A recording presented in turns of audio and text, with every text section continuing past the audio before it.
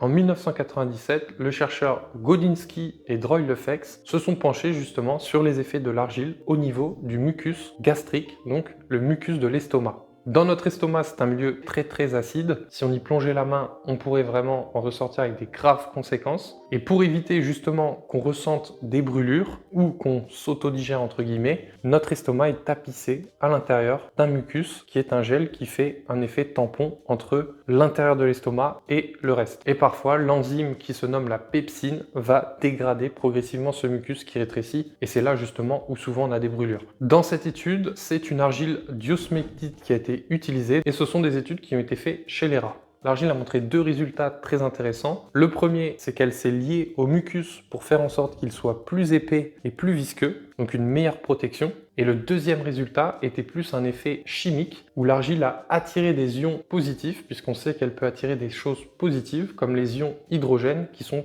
responsables notamment de l'acidité dans l'estomac. Donc elle a permis de diminuer l'attaque sur le mucus. Au niveau du mucus gastrique, elle a montré de bons résultats chez les rats avec cette étude.